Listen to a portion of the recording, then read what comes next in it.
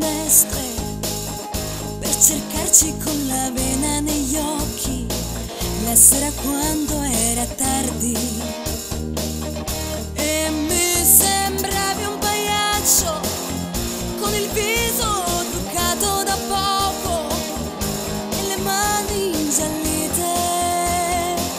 Facevi fotografie.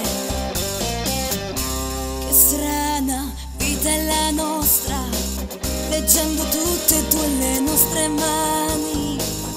Quel mercante non sapeva più che fare e ci lasciammo invidiare. Camminavamo per niente si faceva l'amore, senza mai domandarci che frane quelle nostre giornate.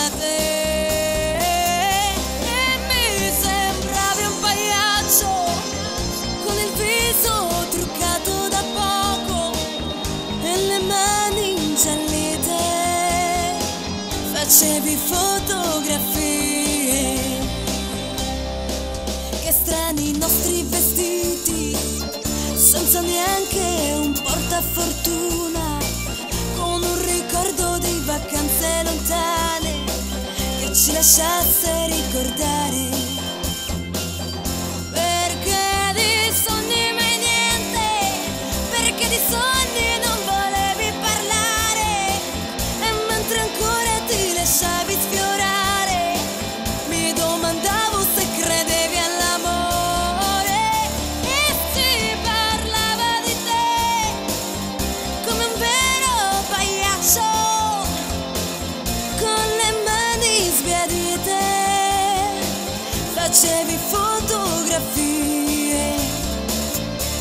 una canzone cantavi nel cortile delle nostre risate, finché scendeva un'altra sera e noi in silenzio chiudevamo gli occhi.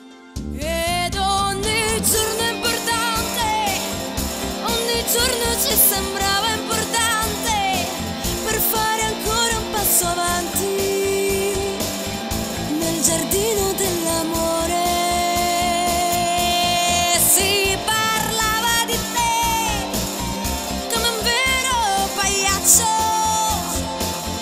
Con le mani truccate facevi fotografie.